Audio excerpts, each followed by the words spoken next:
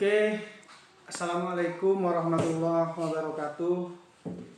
Teman-teman sahabat sehat sekalian, perkenalkan nama saya Ahmad Zulkifli, sarjana gizi. Saya berasal dari Kabupaten Probolinggo. Izinkan saya untuk membagikan ilmu yang saya dapatkan baik di kehidupan nyata atau di bangku kuliah, atau pada saat saya mengikuti pelatihan-pelatihan di luar Kabupaten Probolinggo. Baik, rekan-rekan sahabat sekalian, pada pagi hari ini tanggal 9 Januari 2021, alhamdulillah pada pagi hari ini kita bisa diberikan kesehatan baik jasmani maupun rohani oleh Allah Subhanahu wa taala. Sholawat serta salam tentunya kita curahkan kepada junjungan kita Nabi besar Muhammad sallallahu alaihi wasallam.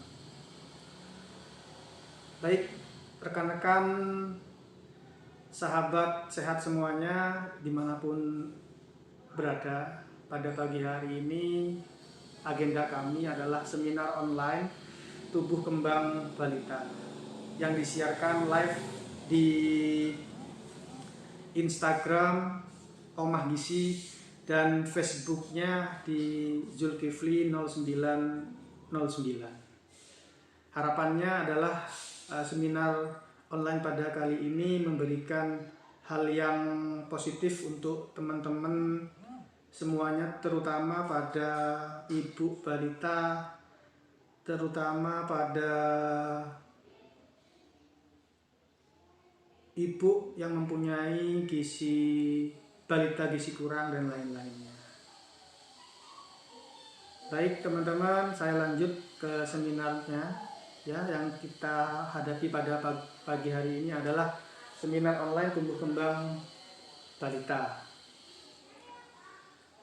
Di masa pandemi kali ini banyak tantangannya, baik dari tenaga kesehatan maupun tantangan dari bukan tenaga kesehatan, terutamanya tantangan bagi ahli gizi, terutama untuk memberikan mawasan tumbuh kembang balita di daerahnya masing-masing. Baik, lanjut ya. Untuk filenya atau PPT-nya sudah dikirim lewat WA nanti. Nanti bisa bertanya di WA tersebut ya. Baik, untuk slide yang kedua, membangun gizi menuju bangsa sehat berprestasi dengan keluarga sadar gizi Indonesia sehat dan produktif. Jadi kalau di gizi, masih ingat pada saat kita kuliah mengenal dengan piramida makanan. Nah, kalau di kami di kesehatan, khususnya di puskesmas atau di dinas kesehatan, itu sekarang sudah mengenal namanya isi piringku. Nah, isi piringku di sini ada 4 bintang yang kita kenal. Bintang pertama adalah makanan pokok. Yang bintang kedua adalah lauk pauk, terdiri dari lauk protein hewani dan protein nabati. Yang ketiga ada yang namanya buah-buahan dan sayur-sayuran. Nah, di Kabupaten Probolinggo khususnya di Indonesia, masalahnya kali ini adalah yang kita hadapi, yakni adalah stunting. Stunting ini di Kabupaten Probolinggo masih banyak, khususnya kalau di Indonesia itu masih berdasarkan IPM ya. Dari data yang saya dapatkan di sini adalah 70,81% di tahun 2017, naik menjadi 0,63 di tahun 2016. Jadi peringkat Indonesia di dunia ada di urutan 114 masalah stunting. Jadi kita masih kalah jauh dibandingkan negara-negara di ASEAN. Untuk IPM-nya, untuk indeks pembangunan manusianya, usia harapan hidup di Indonesia itu sudah mencapai 72 tahun. Untuk pengetahuan, pendidikan, standar hidup layak juga masih kurang. Nah, masalah yang dihadapi di Indonesia terutama di kabupaten yang tertinggal, wilayah timur khususnya, itu adalah masalah stunting. Tingginya angka stunting. Nah, angka stunting di sini erat kaitannya berhubungan dengan tumbuh kembang balita. Jika angka stuntingnya banyak, maka tumbuh kembang balitanya berbanding lurus juga akan bermasalah di situ. Yang perlu diperhatikan kalau untuk tumbuh kembang balita, yakni adalah yang pertama adalah bisa dipahami, gizi itu adalah investasi keluarga. Jadi untuk permasalahan gizi merupakan permasalahan yang sangat mendasar bagi manusia. Jadi apapun yang dilakukan manusia pastinya ada hubungannya dengan gizi. Baik dari gizi dia masih hamil, dia menyusui, punya anak, punya balita, remaja, dewasa, apalagi sudah lansia, pasti berhubungan dengan yang namanya gizi. Nah, di Indonesia permasalahan ini sangat penting untuk dibicarakan secara sekarang ini, ya, masa pandemi ini. Karena apa? Karena daya beli masyarakat juga berkurang, yang diberikan makanan untuk balitanya juga berkurang, sehingga untuk membangun manusia yang masyarakat yang bisa berkualitas itu juga berkurang juga. Jadi betul dikatakan dosen saya, gizi ini adalah investasi bagi keluarga. Selanjutnya, di slide selanjutnya bisa dilihat dari teman-teman yang sudah live pada pagi hari ini, stunting itu berdampak pada tingkat kecerdasan seseorang, terutama pada anak-anak yang lahirnya berat badan lahir rendahnya itu 2,5 kilo. Selanjutnya, tinggi badannya atau panjang badannya itu lahir di angka 48 cm ke bawah. Jadi itu ada resiko, sudah ada dia stunting. Nah, stunting ini berdampak pada tingkat kecerdasan si balita tersebut. Kerentanan terhadap penyakit, menurunkan produktivitas, dan kemudian menghambat pertumbuhan ekonomi, meningkatkan kemiskinan dan ketimpangan.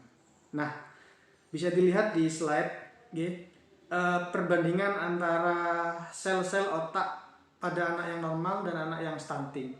Itu berbeda sekali pada sel-selnya. Jika sel-sel untuk anak yang normal itu serabutnya banyak, untuk anak yang stunting serabutnya ini hanya sedikit. Jadi pengalaman yang kita alami untuk memperbaiki status gizi pada anak stunting itu sangat sulit sekali untuk merubah pola perkembangan di anak stunting. Jadi lebih rewel anak stunting daripada anak yang normal. Jadi ini berpengaruh dengan tumbuh kembang balitanya, terutama di perkembangan otaknya. Sehingga membuat penghambatan pada pertumbuhan ekonomi dan produktivitas di pasar kerja di Indonesia. Oleh karena itu, stunting ini sangat erat kaitannya dengan produktivitas ekonomi, produktivitas keluarga, income per kapita yang diperoleh di rumah, seperti itu. Nah, untuk mengatasi tersebut di gizi khususnya adalah yang pertama kita melihat apa itu stunting terlebih dahulu. Yang dimaksud stunting di sini adalah kalau di slide ya, di slide yang kita kirim kemarin, di slide itu ada yang namanya kondisi di mana seseorang kekurangan gizi kronis dalam jangka waktu yang lama. Nah, kekurangan gizi kronis ini bisa dimulai dari saat ibunya hamil, pada saat anaknya melahirkan. Bisa jadi pada saat hamil, di waktu hamil ibunya ini tidak mau makan makanan yang sesuai anjuran dari ahli gizi, dari dokter spesialis, nggak mau. Yang kedua, stunting ini erat kaitannya dengan 1000 hari pertama kehidupan. Golden age, kalau kita bilang golden age. Ibu hamil 270 hari sampai anak usia 2 tahun 730 hari. Yang ketiga, stunting ini tinggi badannya tidak sebanding dengan usianya, terlihat lebih pendek dari sebayanya.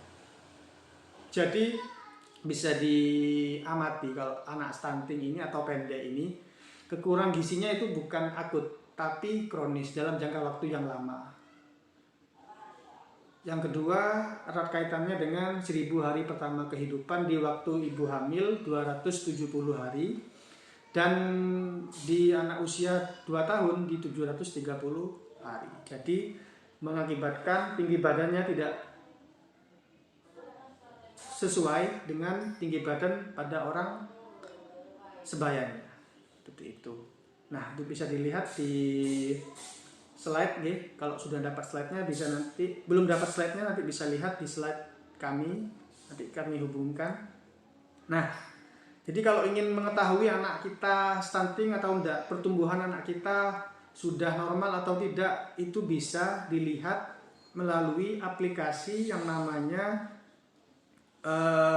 tumbuh kembang anak. Bisa, atau bisa menghubungi kami, nanti akan mengecek teman-teman yang sudah terkonek dengan kami di Omah Gizi. Nanti kita akan memberikan panduan untuk mengetahui anak-anak yang sudah ada ini termasuk stunting atau pendek atau sangat pendek atau jangkung atau normal. Nanti kita lewat WA saja. Selanjutnya yang bisa kita lihat, nah untuk slide-nya ini prediksi tinggi badan anak juga ada di slide kami. Jadi bisa kita lihat prediksi tinggi badan anak, tinggi badan ayah ditambah tinggi badan ibu ditambah 13 cm, nanti dibagi 5 cm, kurang lebih seperti itu. Ada di slide-nya. Kita lanjut aja. Nah, jadi berdasarkan hasil penelitian yang dilakukan oleh Southeast Asian Nutrition Survey di 2017 di universitas di Australia, ternyata menyatakan bahwa stunting itu bukan keturunan. Okay? Jadi stunting itu bukan keturunan atau genetik. Satu. Yang kedua, stunting itu berhubungan dengan kecerdasan yang dia peroleh. Jadi yang ketiga, mempengaruhi aktivitas. Jadi banyak anak stunting itu yang saya sebutkan tadi, anak yang rewel, anak yang tidak mau lepas dari ibunya, ada, itu berhubungan dengan aktivitas. Yang keempat, anak yang stunting atau pendek ini erat kaitannya berhubungan dengan emosionalnya, tingkat emosionalnya. Oke.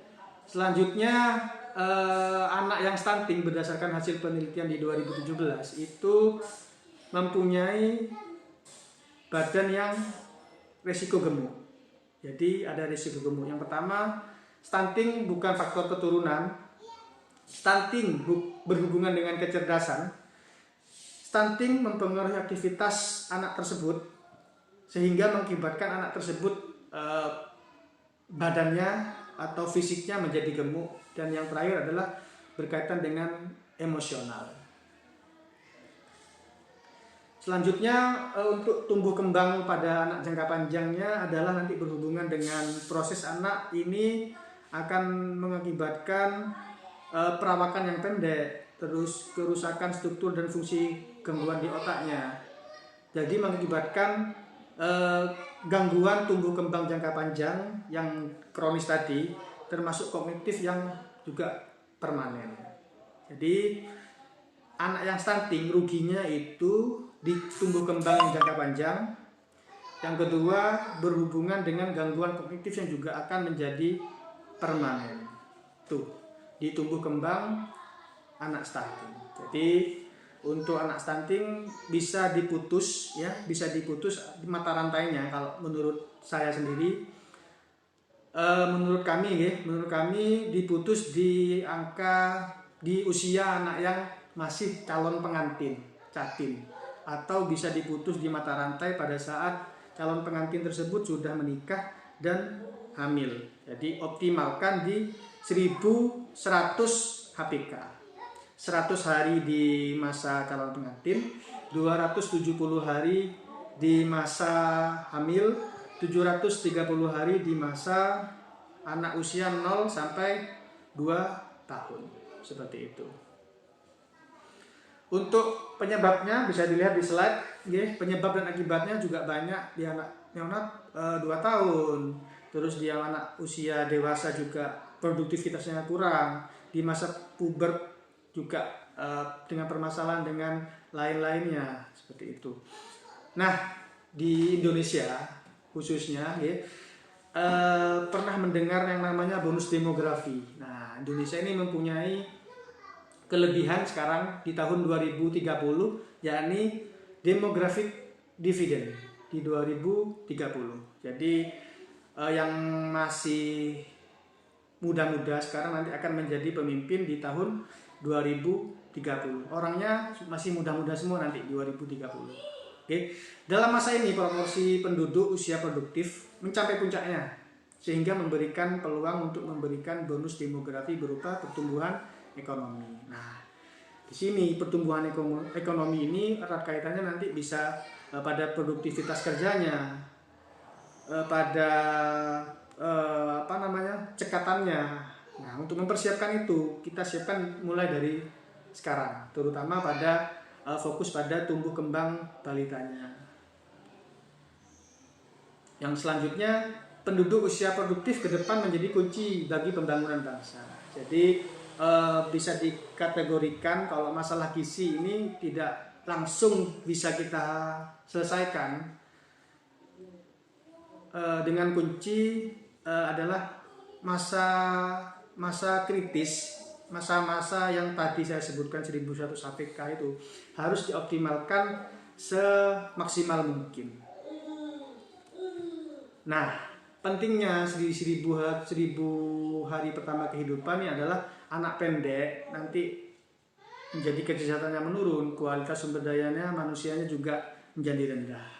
Sebetulnya saya doakan semoga anak-anak di Indonesia khususnya di wilayah Jawa Timur, Bali, Sumatera dan lain-lain itu anak-anaknya tidak stunting. Jadi mulai dari awal kita berantas stunting lewat di 1100 HPK.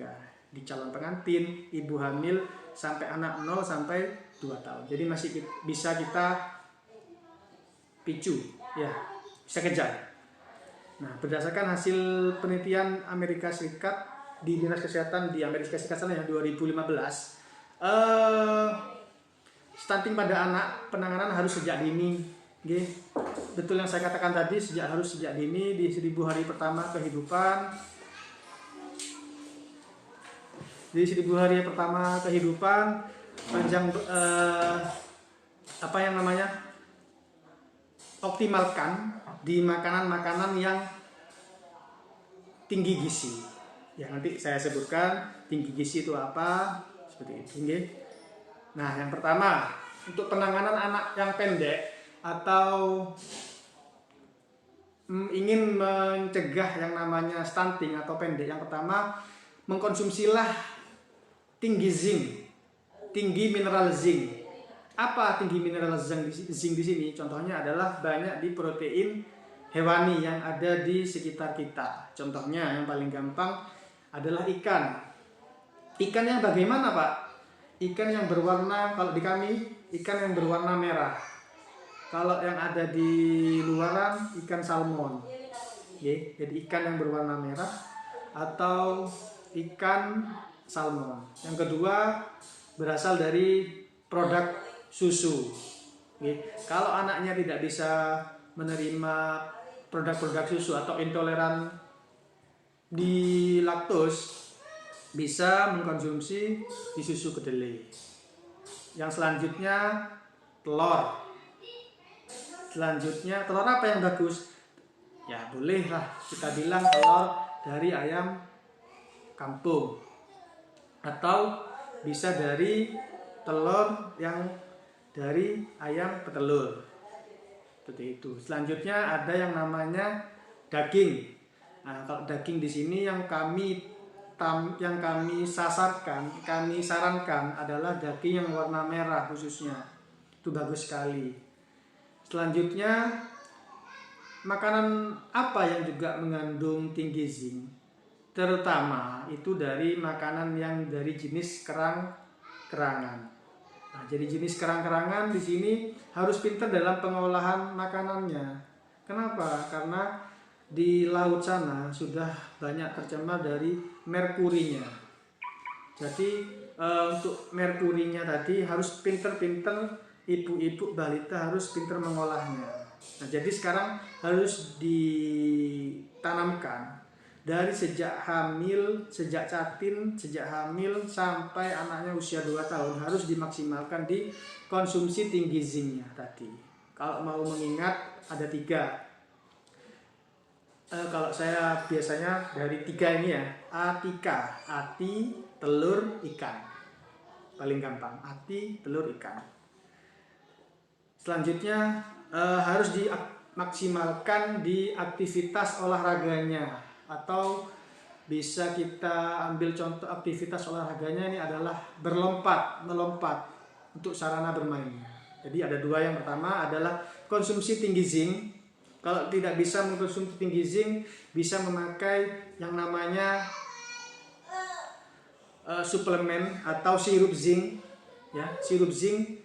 Alhamdulillah sirup zinc di sini saya juga dengan teman yang di Surabaya memproduksi sirup zinc. Okay. Selanjutnya bisa yang kedua yang namanya aktivitas olahraga harus dimanfaatkan dengan semaksimal mungkin itu untuk tumbuh kembang balitanya.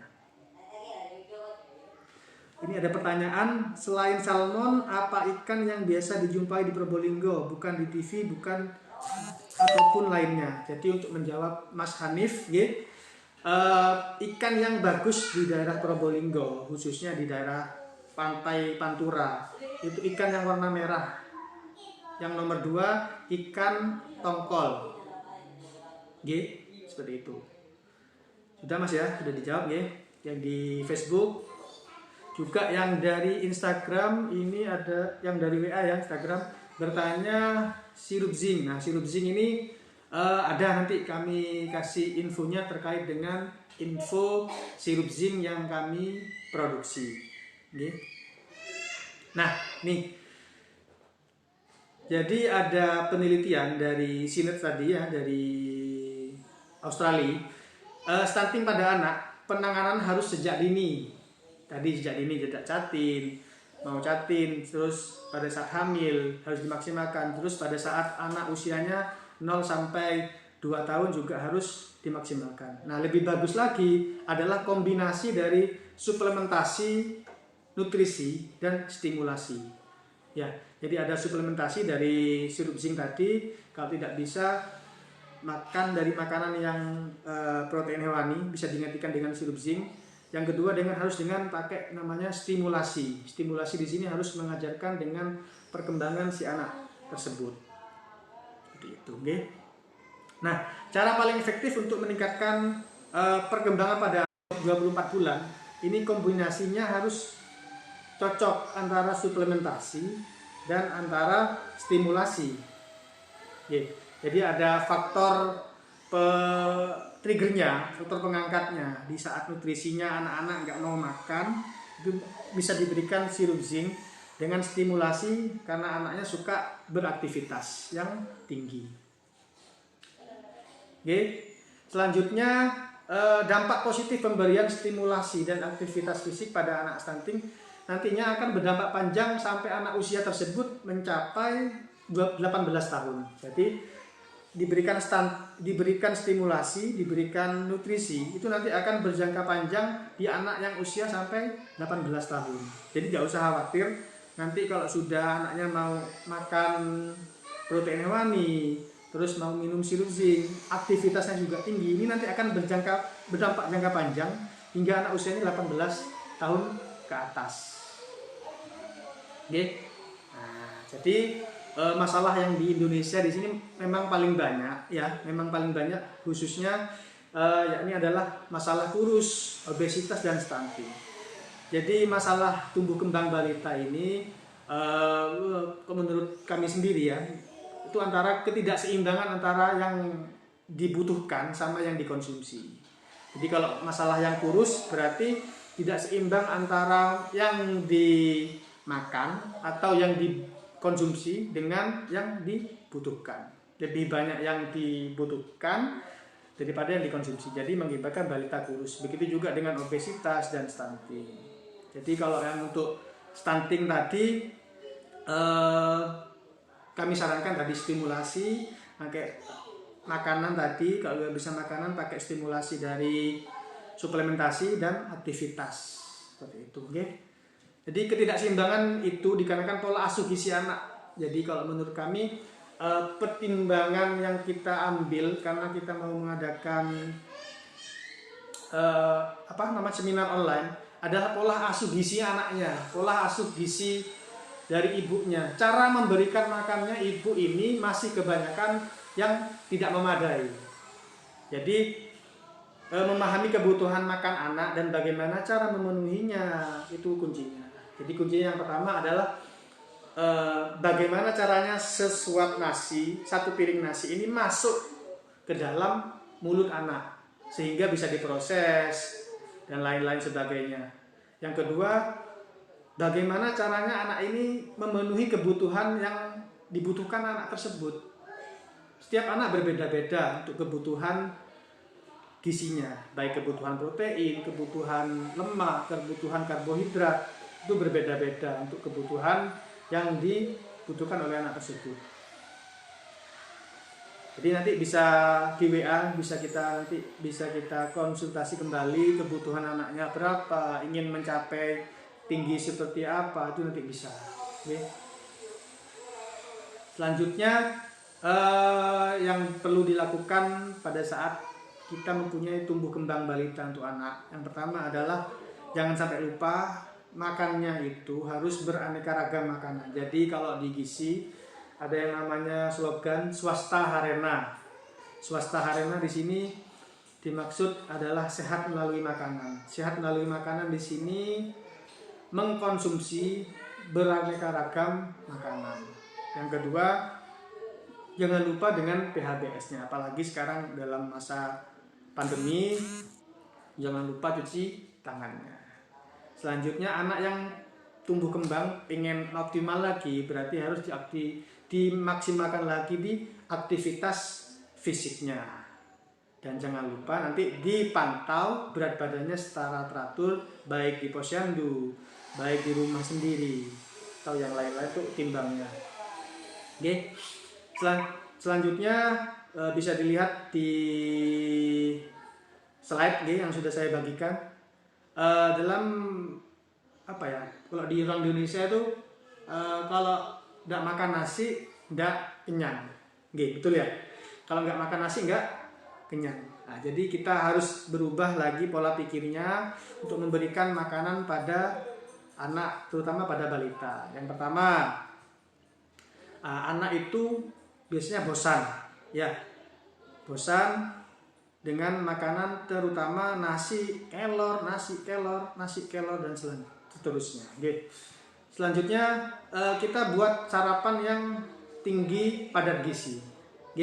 Sarapan yang padat gizi. Contohnya apa kalau untuk anak pada pagi hari? Bisa kita buat nasi goreng karena padat gizinya ada dari minyaknya. Ditambah juga nanti dari tambahkan ayam, telur, nah, itu bisa. Terus jangan lupa juga nanti dilihat dari nilai gizinya. Nah, pemilihan bahan makanan ini diutamakan yang memiliki nilai gizi tinggi sesuaikan dengan masalah gizi yang ada. Jadi kalau masalah gizinya anaknya di stunting berarti harus dibanyakan di prohenya, protein hewaninya. Kalau anaknya masalahnya di obesitas berarti harus dikurangi yang makanan tinggi lemaknya. Seperti itu teman-teman. Nah, juga ini kalau di kami di kehidupan nyata ya, itu kebanyakan variasi makanan yang dari orang Indonesia itu memang sangat kurang, bisa dikatakan sangat kurang. Kenapa kok sangat kurang? Karena apa? Karena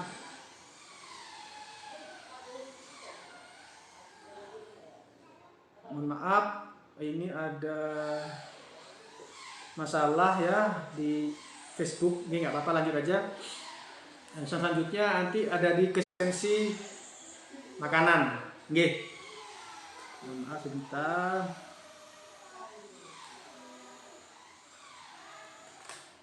Udah. Nah, oke. Lanjut lagi. Ketersediaan bahan makanan itu juga berpengaruh. Harga juga berpengaruh. Oke. Nah, ini di slide selanjutnya adalah 1000 hari pertama kehidupan, masa yang sangat krusial. Jadi saya sebutkan lagi 1000 hari pertama kehidupan itu dari ibu hamil, dari anak punya usia 0 sampai 2 tahun. Oke. Tambahkan lagi kalau 1100 HPK berarti dari 100-nya dari masa calon pengantin. Oke. Karena apa? Karena banyak sekarang ibu hamil kek, ibu hamil kurus, ibu hamil anemi juga banyak di Indonesia. Mengakibatkan jadi tidak, kalau ada di data di sini berat badan lahir rendahnya juga banyak kalau di Indonesia di tahun 2018 berdasarkan Riskesdas. Nah, sekarang kita bahas di 1000 hari pertama kehidupan, khususnya di ibu hamil. Nah, kalau ibu hamil di sini makan yang paling penting adalah yang pertama bisa kita pahami pola kenaikan berat badan ibu selama hamil. Jadi ibu selama hamil itu harus dimaksimalkan di trimester 1, trimester 2 dan trimester 3. Jadi kalau kami memberikan konsultasi kepada pasien itu harus 1 bulan harus naik 1 kilo untuk berat badannya. Jadi kalau untuk 9 bulan berarti 9 kilo naiknya minimal, ya. Jadi naik di atas itu nggak apa-apa, 12 kilo, entah 10 kilo itu bagus, ya. Terus untuk pemberian pola makan di anak yang di ibu hamil usia trimester pertama biasanya itu hanya porsi kecil tapi sering, ya. Itu untuk pengaturan makannya selama ibu hamil ini tidak ada pantangan makan, ya, tidak ada pantangan makan, jadi boleh dimakan semua. Jadi tidak ada pantangan makan yang perlu dikhawatirkan oleh ibu-ibu hamil, ya. Selanjutnya, nah, ibu-ibu hamil di sini biasanya suka yang asin-asin. Nah, itu waktu dipaspadai nanti. Karena apa? Karena ada yang namanya hipertensi nanti. Ya, jadi hipertensinya di sini nanti ditekan. Kalau bisa diet rendah garamnya. Oke. Itu yang kedua. Nanti kita masuk ke, kalau ibu hamil tidak ada masalah, makannya boleh makan semua. Terutama harus dibanyakan di protein hewaninya tadi. Ada ati, ada telur, ada ikan, ada kerang-kerangan. Itu bagus sekali untuk kebutuhan atau persiapan anaknya nanti biar tidak stunting, ya. Selanjutnya kita masuk aja di ibu menyusui. Nah, di ibu menyusui di sini tidak ada pantangan juga, ya. Untuk tumbuh kembang balitanya juga tidak ada pantangan, jadi boleh dimakan semua. Khususnya nanti pesan gizinya adalah tinggi vitamin C dan tinggi vitamin D. Kalau vitamin C berarti untuk penyerapan zat besinya biar optimal, untuk vitamin D untuk penyerapan kalsiumnya biar juga maksimal. Oke. Yang perlu dilakukan apa? Yang pertama adalah minum air putih yang banyak. Oke. Yang kedua, mengkonsumsi makanan yang tinggi tadi, vitamin C, vitamin D. Yang selanjutnya bisa mengkonsumsi asam folat, zat besi, dan makanan yang tinggi di zinc tadi, ya. Itu selanjutnya. Nah, ini kita masuk di pemberian makanan pendamping ASI yang dianjurkan. Jadi pemberian MPASI yang dianjurkan oleh kami. Yang pertama adalah kalau di slide, ya, bisa dilihat kalau di slide itu frekuensinya dalam usia 6 bulan kurang lebih 1 minggu itu per hari frekuensinya 2-3 kali makan ditambah ASI, ya. Jadi 6 bulan pas kurang lebih 1 minggu harus diperkenalkan dulu pemberian makannya 2-3 kali makan ditambah ASI. Untuk jumlahnya di setiap kali makan mulai 2-3 sendok makan. dengan pengenalan rasa dan secara perlahan tingkatkan jumlahnya. Yang ketiga, teksturnya bubur kental. Dan yang keempat, variasi makanannya adalah ada ASI, ada protein hewani, ada protein nabati, ada makanan pokok, ada sayur dan buah. Boleh ditambahkan suplemen jika anaknya memang stunting. Oke, jadi bisa diambil kesimpulan untuk anak yang usia 6 bulan itu makanya 2 kali sampai 3 kali. Di jumlahnya itu 2 sampai 3 sendok makan. Nah, untuk 2 sendok makan ini caranya paling gampang. Jadi kita sediakan nasi, nasi lengkap dengan protein hewani, lengkap dengan nabati, dengan sayurnya. Nanti kita haluskan menjadi satu. Setelah itu kita ambil yang namanya saringan dari kayak stainless itu. Setelah itu kita haluskan. Setelah kita haluskan, kita ambil bagian bawahnya. Nah, bawahnya ini yang diberikan pada anak balita kita. Selanjutnya dari usia 6 sampai 9 bulan. Tadi kan 6 bulan kurang lebih 1 sampai 7 hari. Sekarang 6 bulan sampai 9 bulan. Untuk frekuensinya perharinya 2 sampai 3 kali makan ditambah ASI dan 1 sampai 2 kali makanan selingan. Untuk jumlahnya 2 sampai 3 kali sendok makan penuh setiap kali makan, atau tingkatkan secara perlahan setengah mangkuk berukuran 250 ml. Oke, untuk pemberian jumlah makannya itu bukan jumlah sendok yang dari balita ya, tapi sendok dari ukuran dewasa, sendok makan ya, bukan sendok ukuran balita. Itu perlu diwaspadai karena kebanyakan anak-anak itu atau ibu-ibu itu memberikan makanan yang sendoknya berasal dari sendok balita, bukan sendok makan. Itu kan banyak keluhan pasien-pasien itu, anak saya banyak makan tapi kok nggak naik-naik. Seperti itu. Kenapa? Karena dari sendok makan tadi. Oke. Selanjutnya tekstur. Teksturnya bubur kental dan makanan yang keluarga yang dilumatkan. Untuk variasi makannya, ASI, protein hewani, protein nabati, makanan pokok, sayur dan buah, dan suplemen. Untuk 6 bulan, untuk 9 sampai 12 bulan, ini untuk frekuensinya 3 sampai 4 kali makan, ditambah ASI 1 sampai 2 kali makan. Selanjutnya jumlah setiap kali makan setengah mangkuk sampai 3/4 mangkuk.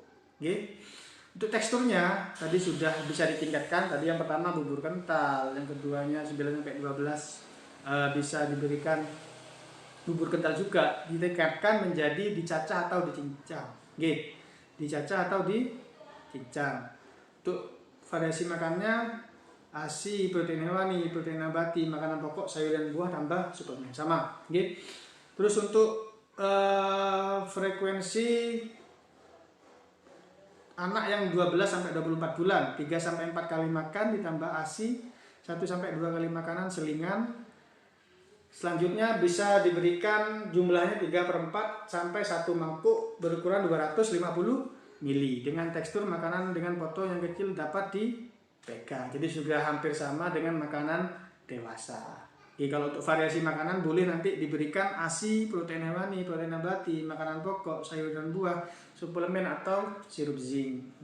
Nah ini kalau di slide bisa kita lihat, jika anaknya kurang dari 24 bulan tidak diberikan ASI, maka anak tersebut harus mendapatkan ekstra makanan 1 sampai 2 kali makan, juga mendapatkan ekstra makanan 1 sampai 2 kali makan untuk selingan. Jadi kalau biasanya anaknya normalnya 3 kali makan tadi ya, maka ditambah dengan makan ekstra menjadi 5 kali makan. Kalau tidak ASI ya, 5 kali makan. Kalau untuk selingannya 4 kali makan. Terus kalau untuk jumlahnya sama dengan kelompok umur yang ada di usia tadi. Teksturnya juga sama. Terus untuk variasinya ini bisa ditambahkan yang namanya 1 sampai 2 susu per hari atau 2 sampai 3 kali cairan tambahan terutama dari udara panas. sudah ya. Sekian dari kami pemaparan. Kalau ada pertanyaan atau yang perlu dibahas nanti bisa di WA atau di grup WA atau bisa langsung nanti japri di admin Omah Gizi. Oke. Terima kasih teman-teman sudah mau mendengarkan apa yang kami perlu sampaikan, dan semoga apa yang kami sampaikan juga mendapatkan keberkahan dari Allah Subhanahu wa taala. Sekian dari kami. Jangan lupa nanti bisa lihat informasi atau YouTube ini atau Instagram atau Facebooknya, nanti akan kami share juga materi-materinya supaya bermanfaat. Ihdinas siratal mustaqim wallahul muwaffiq ila aqwamit thoriq. Wassalamualaikum warahmatullahi wabarakatuh.